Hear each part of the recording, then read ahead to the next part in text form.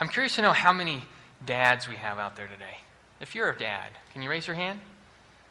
Good. Happy Father's Day. For you dads, can you remember that moment when it hit you that you are now a dad? Can you remember that moment when it hit you, suddenly you totally realize, I am now a dad. I'm responsible for another life. I remember that for the birth of my son Corbin, who's now 10 years old. He was born in 2001. Now, his birth came as a surprise, actually, because he was supposed to be born in October, but he came in August. My wife had some medical problems, and that led her to having to be hospitalized, and she was on some medications to try to keep her contractions from continuing and going into full labor. She was up on these medications that were pretty heavy duty, and I really was concerned about her and her safety and her health. My focus was on my wife for so much of that time that then when we noticed that the baby's heart rate had dropped and the doctor said, we got to get him out of there right away, she was scheduled for an emergency C-section and taken to the operating room. I was sitting outside that operating room and waiting to be called in by the doctors and just really overwhelmed with fear and uncertainty and just felt like things were out of control, praying to God to please keep my wife and my baby safe. I walked into that OR, and there's my wife laid out flat on that operating table, and doctors are surrounding her abdomen as they're getting ready to begin this C-section. My wife is conscious and awake, and she's able to talk with me, and my focus is on her, making sure that she's okay. And then we hear the scream of our little baby boy as he comes out into the world, and you know that he's going to be all right. But he's such a preemie. He's just 3 pounds, and he has to be taken over to this cart to do all this medical attention, and I found myself in this precarious situation where so much of my focus is on my wife and taking care of her and making sure she's okay, but now there's this other life. And I didn't know, where do I go? Focus on my wife or help this little boy who's now my son? And I honestly didn't know what to do. And my wife, who's laying there on the table, duped up with all sorts of drugs, grabs my attention and says, Doug, you're a daddy now. Your son needs you. Okay, thank you. I get it. I got to go over to my son. They're doing all the medical stuff, but they have to take him down to the ICU. They're going to have to do some stuff down there. And there again, I found myself going, do I go with him or do I stay with my wife? I don't know what to do. My wife says, Doug, you're a daddy now. Your son needs you. Okay. I walk out that operating room with my little boy and this team of doctors on our way to the intensive care unit. And I'm thinking to myself, I'm a daddy now. My son needs me. I'm a daddy now. My son needs me. Oh my dear Lord, I'm a daddy now. Oh my gosh, it hit me like a ton of bricks as I'm walking down that hallway, and there's this little life that I am now responsible for. And who knows what's going to happen because he came so early. About a month later, after he was born, I remember sitting in this recliner, and my shirt is off, and his little bare body's against my bare chest, and our heart rates are getting in sync, and we're just in this relaxed state of just father and son, and I'm watching these televisions that are up high, and I see these airplanes flying into the World Trade Towers, and thinking, I'm a daddy now. My son needs me. What kind of world is he going to grow up in? He remained in that intensive care unit for 7 weeks before we brought him home. Since that time, we've welcomed 2 girls, Hannah and Emmy. And you know, it's been told that when you have a son, all you got to do is worry about one boy. But when you have a girl, you got to worry about all of them. And I remember when I saw those ultrasounds of those little girls and having that same thought go through my mind. I'm a daddy now for girls, and they need me. It was interesting that my son, he was in the ICU for 7 weeks before we brought him home. My daughter Hannah, when she was born, she had some heart defects, and she had to go to the hospital at Children's Hospital, and after 6 weeks, she came home from the hospital. And my youngest daughter Emmy, when she was 5 weeks old, she went on her first camping trip to the Canyonlands. All our kids are so unique and so different in their own and special way. And now our family's working on adopting a 4th child, a little boy from Africa. Because you know what? I love being a dad. I love being a dad. It's one of the greatest things that I could ever ask to have an opportunity to do. And it's one of the hardest things. Incredibly hard. but you know I wouldn't trade it for the world. In today's scripture, the Bible assumes the positive influence of the Father. In our text today, Paul was looking for an analogy to compare his work to, and the analogy he chose was the father-child relationship. He uses 3 words to describe the father's role. He uses the word plead, which is defined as to appeal and entreat earnestly. He uses the word encourage, which means to inspire with courage, spirit, and confidence, to stimulate by assistance or approval. And he uses the word urge, which means to push or force along, to advise with earnestness. As fathers, we really are meant to advise and to motivate and to give instruction. When George W. Bush was president, I think sometimes people remember he said some sometimes funny and interesting things. But one of the greatest things I think he ever said was this: that fathers play a unique and important role in the lives of their children. As mentor, protector, and provider, a father fundamentally influences the shape and direction of his child's character by giving love, care, discipline, and guidance. As we observe Father's Day, our nation honors fatherhood and urges fathers to commit themselves selflessly to the success and well-being of their children. And we reaffirm the importance of fathers in the lives of their children. Raising a child requires significant time, effort, and sacrifice, and it is one of the most hopeful and fulfilling experiences a man can ever know. Responsible fatherhood is important to a healthy and civil society. Numerous studies confirm that children whose fathers are present and involved in their lives are more likely to develop into prosperous and healthy adults. Children learn by example, and they need their father's presence as examples of virtue in their daily lives. Those studies that he speaks about, some of them say that fathers who are present and involved in their child's lives, those children, are 5 times less likely to commit suicide. They're 32 times less likely to run away. They're 20 times less likely to have behavioral disorders. They're 9 times less likely to drop out of high school. They're 10 times less likely to abuse chemical substances and 9 times less likely to end up in a state-operated institution. Fathers play a very significant role in modeling and teaching, encouraging children. The second scripture today from Ephesians 6:4, it states that fathers, do not provoke your children to anger by the way you treat them. Rather, bring them up with the discipline and instruction that come from the Lord. When I read that scripture, I'm reminded of the story of this young man who was graduating from school. And his father was a very wealthy man. And the boy knew this. And on the weeks leading up to his graduation, he told his father about this sports car that he saw in this dealer showroom. And knowing that his father could very well afford the sports car, he said, "Dad, this is all I want for graduation. This is it. This is all I want. Please." And for all those weeks leading up to his graduation, he kept looking for signs that maybe his dad got him that sports car. On the day of his graduation, his father called him into a study and sat him down, and he told his son how proud he was of his son. He told his son that he loves him so very much. And then he picked up a box and he slid this gift-wrapped box across his desk. And the boy, looking a bit confused and a little disappointed, unwrapped that box. And he opens up the box, and there he saw a Bible. The Bible was beautiful. It was leather-bound. It had his name engraved in gold on the front of it. But the boy was incredibly disappointed, incredibly hurt and angry at his father. He slammed the Bible down and he yelled at his dad, "With all your wealth, you give me a Bible?"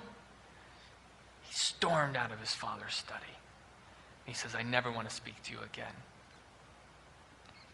This boy, he went on to have a successful career. He marries, he has children of his own, and years pass. And over all those years, he refused to talk to his father, holding on to that anger and that resentment. As the years continue to go by, the boy knows that, or now the young man knows that his father is getting older and likely his health is getting poor, and maybe he should go back and see his dad. But before he ever had the opportunity to do that, his father died. And this man got a message saying, your father has died and you need to come home right away because he has willed everything, all of his possessions to you. And you need to come home to help wrap up all that stuff. So the young man, walks into the house of his father and he's hit by some sadness, some guilt, some regret. He walks into his father's study and he sees that there's this Bible still sitting on his dad's study. The Bible that his father meant to give him for his graduation. There it was, leather bound, had his name on the front of it. And he saw there was this bookmark that was sticking out of the Bible, and he flips to it, and it's highlighted, Matthew 7, verse 11. He reads it. It says, so if you sinful people know how to give good gifts to your children, how much more will your heavenly Father give good gifts to those who ask him? He picks up that Bible, and a key falls from the Bible. There it has the name of the dealer who had the sports car that he so desired. It had the date of his graduation and a note that says, paid in full.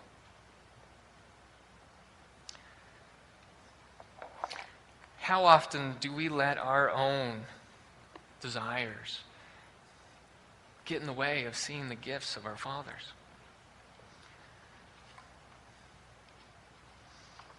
Gary Chapman, he's the author of The 5 Love Languages. He also has written a book called The 5 Signs of a Loving Family. He states that the absence of a mature father-child connection creates a void in the soul, a residual father hunger. He goes on to say that in my own counseling over the last 20 years, almost every week, I encounter people with father hunger. In my opinion, much of the anger, depression, and confusion that I observe in the lives of young adults is rooted in a hunger for a father connection. This father hunger results from receiving too little quantity and quality of fathering as a child, too little intimacy between father and child. He states that father hunger comes from 3 categories of fathers. There's the absentee father. That's the father who just is absent, who just isn't there.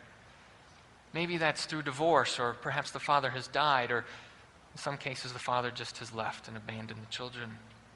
Do you know that 40% of young kids in this country will be in a single-parent home? And most of those kids don't have a father present in their lives. The second type of father leaving father hunger is the present but not available father. This is that father who lives in the home, but just isn't available because perhaps he's traveling too much for work, or he's working 14, 16-hour days. He just is pulled in so many other directions that he just isn't available for his kids.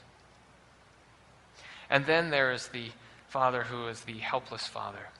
He's there in the home, but he just is helpless in that he just doesn't know how to connect with his children. He can't find that intimate, deeper level connection. Perhaps he spends too much time just working on wood projects or playing video games or doing something that provides him a bit more comfort, but just is not comfortable trying to connect with his kids. And maybe that's because he never had a father who could father him either. These types of fathers, unfortunately, do more to tear down kids than to build them up. And we find so many kids who turn into adults who have this father hunger and this emptiness in their soul. Gary Chapman goes on in this book saying that there are 7 characteristics of a loving father. The first characteristic of a loving father is a loving father will be active in his fathering. That is that the father will go out and find ways to get involved in his child's life. I've had some parents say, I can't connect with my son because all he wants to do is play video games. Well, go play video games with him then. That might be the way you're able to connect with your son. Oh, I don't want to do anything because my son, he just likes to go out and ride his mountain bike. Go ride your mountain bike with your son. Actively seek out ways to connect with your children, whether they're really young, they're teenagers, young adults, or middle-aged. Find what their interests are and be active in seeking a way to connect with them. And here's what's really key, that if you say you're going to do it, then do it. Do you get that? Say what you mean what you say, and do what you say you're going to do. It's so hurtful for a kid to hear dad say, yeah, I'll go out and throw the baseball with you when I get home from work, and then it never happens. A loving father will be active in his fathering. The second thing is a loving father will make time to be with his children. You've heard me say this before, that love is spelled T-I-M-E. You have to make time. There will always be things pulling on you for work and other obligations, always pulling on you for your attention and your time, but you have to learn to say no to those things so that you can say yes to the relationship with your kids. And the way in which you connect with your kids is you have to make time to do those things, to have shared experiences. Make time. It doesn't just happen. It's so easy to say, after I take care of this thing, then you and I will go do this. After I take care of that, then you and I will have time to do this. And if you think that way, you will always have something else to take care of before you have time to spend with your kids. So you have to make that a commitment, that I will make time to say no to some things so I can say yes to time with my kids. There have been many fathers who have said over the years that if I could turn back time, I would have raised my voice less. I would have put up the basketball hoop sooner. I would have hung around more at bedtime. I would have invested the first 5 minutes more. I would have been more patient with fantasy. I would have hugged my kids more. And I would have been alone with each of my kids more often. A loving father engages his children in conversation, having that time to talk with kids. And this is an important part of it, is conversation is give and take. Not only are you talking, but you're also listening. You have to learn to listen to your kids. There's a lot of time, I think, for men where we find ourselves having to teach and make sure that our kids know how to do things right. And sometimes the best thing we can do is just keep our mouth shut and just listen. That time of conversation can take place in all sorts of places. Maybe the best place is in the car. Turn off that radio and have conversation with your kids in the car. It's interesting to me that it seems that people find it easier to be able to communicate when they're looking forward, like when they're driving a car and you're sitting next to each other, than if you're sitting at a table and looking into each other's eyes. Something happens where we just might feel more comfortable in talking. Or my kids at 10, 8, and 6 years old, best time for conversation with them is at bedtime. They're always asking for us to cuddle. Come and cuddle. I haven't had my time to cuddle yet, Daddy. And it's the time where we just talk about the day. It was interesting that just while I was working on the sermon, I was working on stuff, and my little 6-year-old Emmy comes and says, Daddy, you haven't cuddled with me yet. And I said, okay, honey, just a second. I got to work on some of this first, and then I'll be there. And it hit me like, doofus. You're working on this, and you just told your kid, wait a second, I got to work on this first, and then I'll come cuddle and have conversation with you. Put it down. Go and cuddle with Emmy. We just need to have some reminders for all of us as men and for fathers to make that time. A loving father plays with his children. This is one of those things that I think is so fun as being a dad. I remember before I was, long before I was a dad, in 1980s, I remember this movie Parenthood with Steve Martin. Oh, I love that movie. And the type of dad that Steve Martin was in that movie, I said, I want to be a dad like that. And then I remember this movie called Liar, Liar with Jim Carrey. And Jim Carrey, he was this dad who would make this claw with his hand, and he'd chase around his kids, and the claw would go and tickle his kids. I said, I want to be a dad like that. You know, just last night, my kids are having bath time, and they're coming out, and I always say to them, hey, have you met my friend, Mr. Claw? And have you met his other friend, Mr. Claw? And we're running around the house and tickling each other, and just to hear the giggles and the laughter of the kids, you know, it's not a day. It's not a real day until I hear those kids all giggling. You know, and they say, don't, Daddy, don't. And then I stop and they go, do it again. A father plays with his children. And sometimes, as dads, we get caught up in changing that play.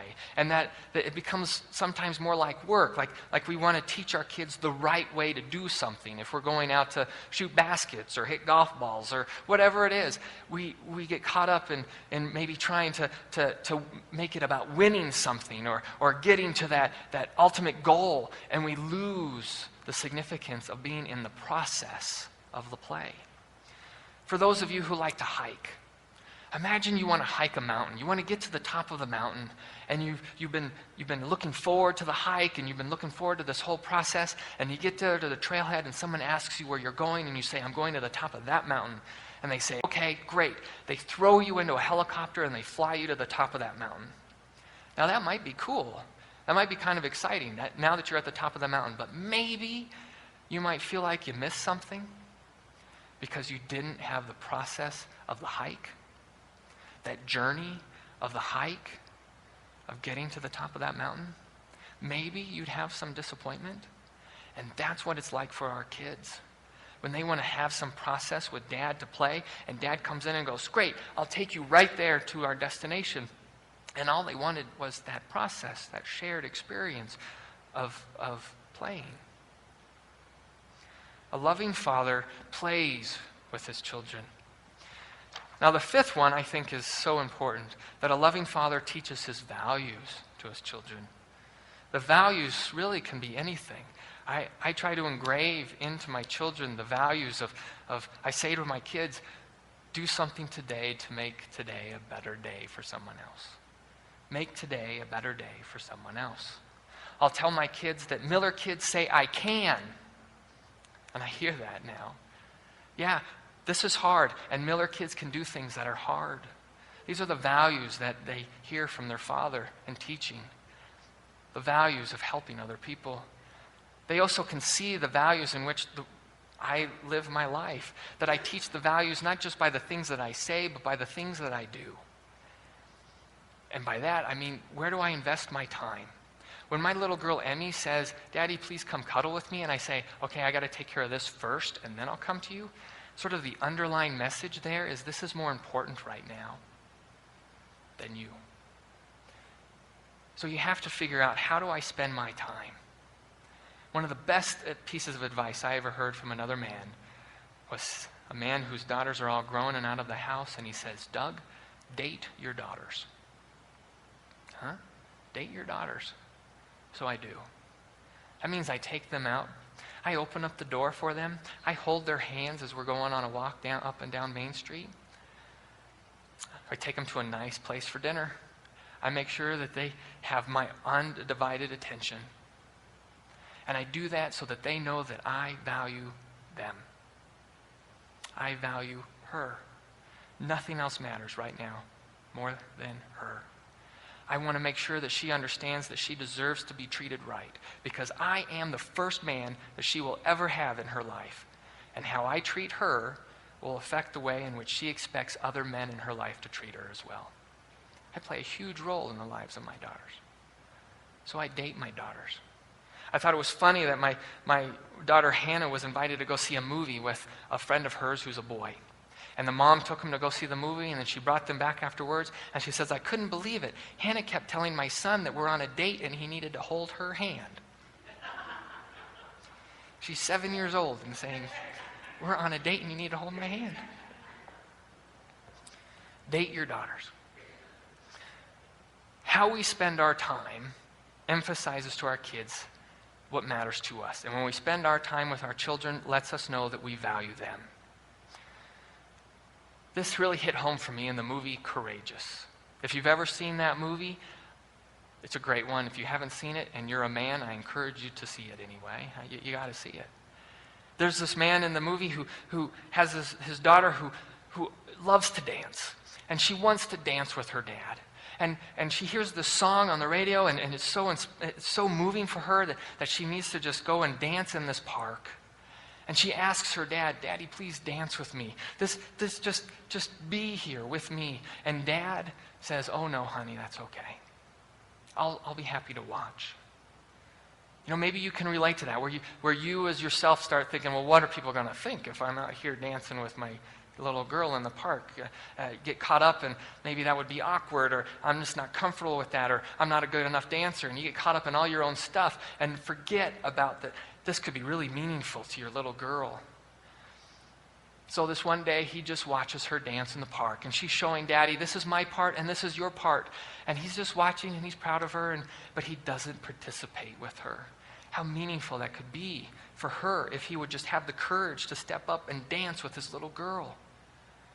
But then something tragic happens, and she's no longer around. She's no longer there to ask her daddy to dance.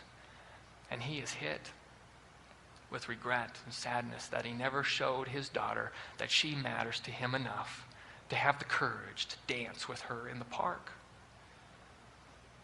So he drives back to this park where one day she asked him to dance and he said no, and we see what happens next.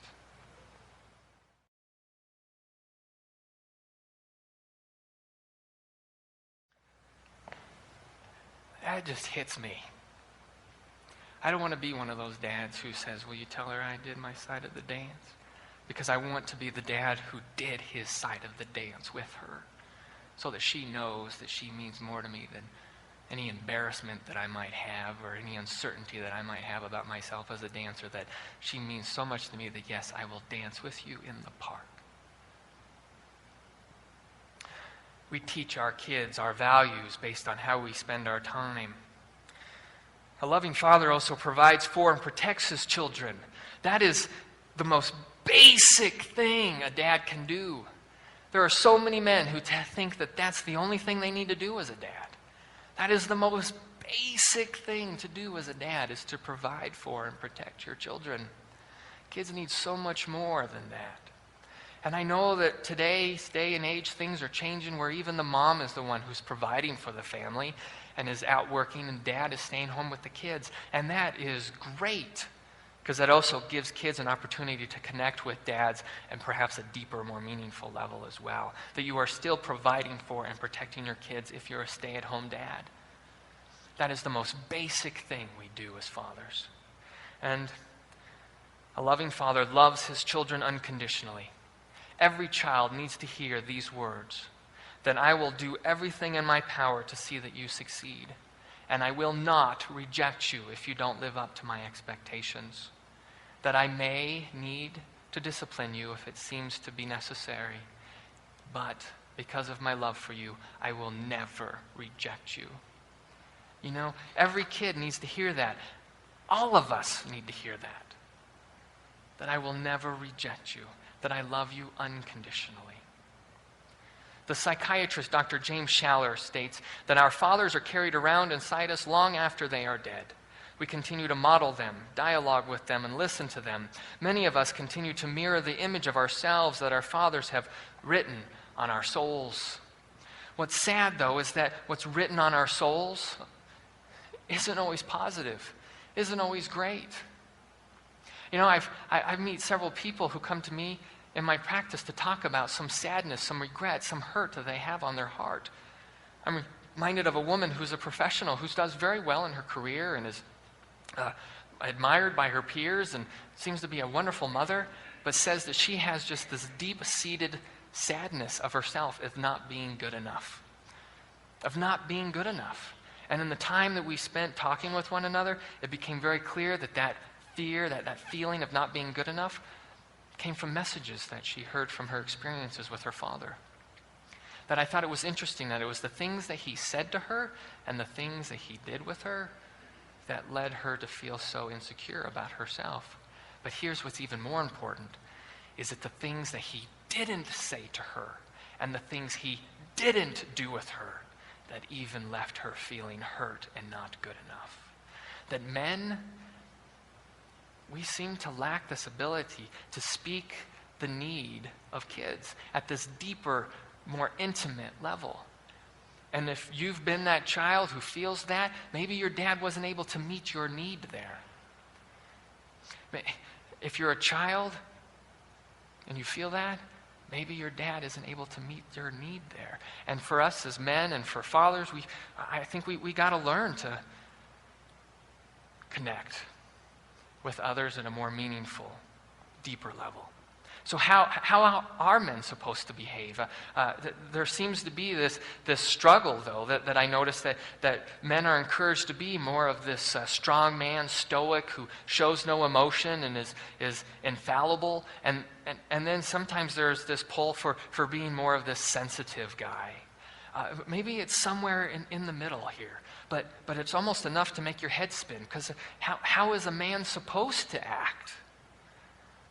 I want you to listen to something. Listen to this song.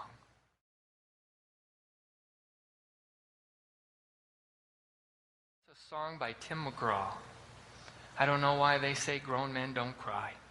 In that song, he tells the story of first seeing this homeless woman on the curb, and her son is wrapped around her leg, holding onto her tight. And he doesn't get caught up in noticing everything that she doesn't have. He admires what she does have. This intimate connection as a mother with her son, which makes him flash back to his own childhood and the relationship he had with his father. He expresses regret that he never quite had this connection with his dad and really knew his father, because he says his father was a slave to his job. He says that his father provided for him in some ways, but in many ways he did not. And then he feels so blessed there at the end of the day to be sitting around the dinner table with his wife and kids, and being able to take his daughter up to her bedroom to cuddle with her at night and read her stories and just let go of everything else from the day, and then to hear those words, "I love you, Daddy." And then you hear the verse that says, "I don't know why they say grown men don't cry." It's as if it's meant to rebuke this common conventional wisdom that men aren't supposed to cry. But what he's saying is that, yes, grown men do cry. That when we begin to tap into the importance of relationships with our family, the relationships with our kids, that we begin to see what truly matters in this life, and our eyes moisten.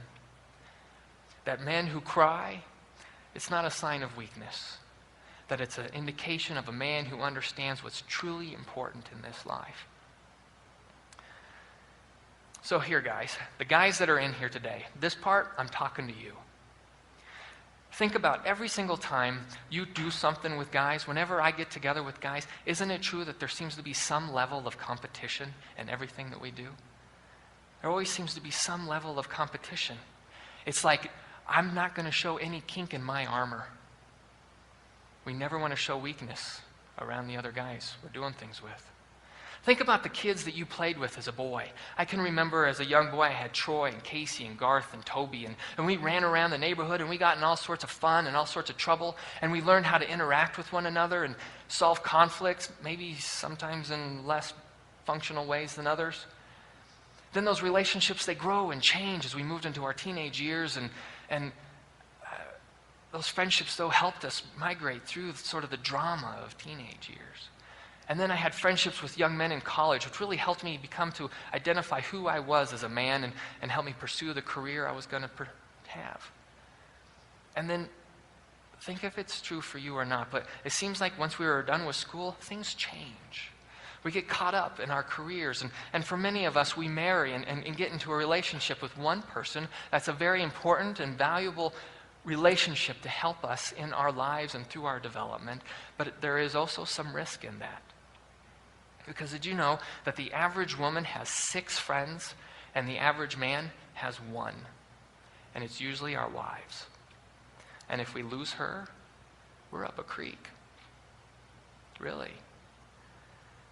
So now we find men who've lost some of those relationships, those connections with other men. And we have this level of competition with other men that we're not going to show them any weakness, no kink in our armor. And we might be struggling with something. Might be struggling with some daily thing, but because we depend so much on that relationship with our wives, we may be resistant to going to her and sharing this weakness, this hurt, this hang-up. Afraid that it might change our marriage. Afraid it might change the way in which she sees us. Afraid it might change the way we see ourselves in a relationship with our wives. And so men end up being alone. An island by themselves, trying to deal with life struggles, feeling like they're all alone and don't really know where to turn for any support or guidance. As a psychologist, I hear too many times, way too many times, of men who have taken their own lives. because likely they felt they were all alone, an island, by themselves, with no support, no help. And then you hear a family who were so surprised to hear this man was hurting so much because they had no idea. They had no idea. Because men, we tend to keep it all inside. Think we can handle it. We're not going to show any kink in our armor. And there's some risk in that too. I've had so many women who have come to me also in my practice who have said to me that, Doug, I wish that my husband, I wish the man in my life would be more of a leader in my home. I wish the man in my life would be a leader who had the courage to show some emotional vulnerability. I wish I had a man who would be the leader in my home spiritually, who could lead with his values, who could lead with a way that could show how to navigate through life struggles, not only for my children, but also for me. I hear too many times where people are asking the men in their lives to be leaders. And here's the thing I want to ask you men, that if that's true for you, or even if it's not, could you have the willingness to open up your heart, to open up your mind to God and ask God, can you please help me be the type of leader that you call me to be? To have that courage to reach out to other men so that I could be supportive to them, but also for them to be supportive to me? God, will you enter into my life and lead me to be the type of man you call me to be?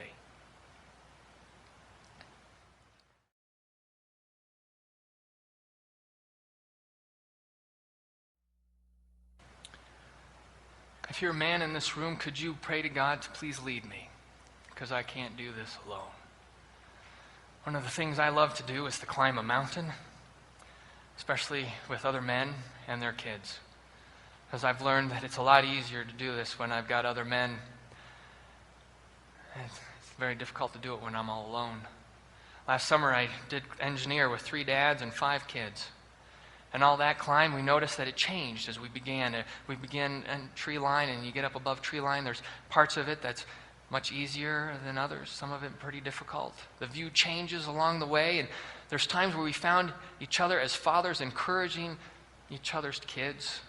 There's times where we found as fathers we were encouraging each other. And we were hiking up that trail, and we were leading our kids up this path. There were our kids following us as we were leading them through this climb. And I wonder if we could see ourselves as men, as being leaders in our community and in our families, but also looking in front of us and asking the Lord to please lead me too. That I will follow you so that I can be the type of leader that I am called to be. Here for my community and for my family and for my children. Let us pray.